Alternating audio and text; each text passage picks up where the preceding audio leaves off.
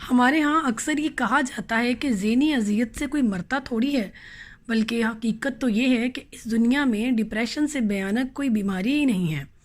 اس میں انسان پل پل مرتا ہے اور کوئی بھی سمجھ نہیں سکتا کہ وہ کس اذیت میں مبتلا ہے۔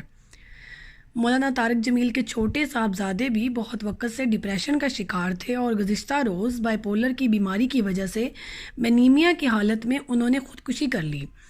اللہ تعالیٰ ان کی مغفرت فرمائے اور ان کے درجات بلند کرے، ان کے گھر والوں کو صبر دے۔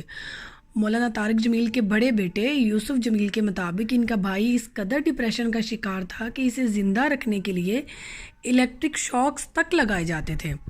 دوسری بات، مرنے والا ذہنی مریض تھا اور اللہ تعالیٰ کے ہاں وہ معصوم ہوگا۔ اللہ تعالیٰ مرحوم کی مغفرت فرمائے اور جنت الفردوس میں اعلیٰ مقام عطا کریں۔ اب اس واقعے سے آپ سب میری ایک بات یاد رکھو، مرنے کی 1000 وجہ ہوں لیکن جینے کی ایک وجہ آپ کو زندہ رکھ سکتی ہے، اور تم اس ایک وجہ کے لیے جیو گے۔ تمہاری زندگی صرف تمہاری نہیں ہے، اس سے جڑے بہت سے لوگ ہیں جن کے دل ہمیشہ کے لیے ویران ہو جاتے ہیں ایسے حادثات سے۔ اپنا اور اپنے پیاروں کا خیال رکھیں۔ شکریہ۔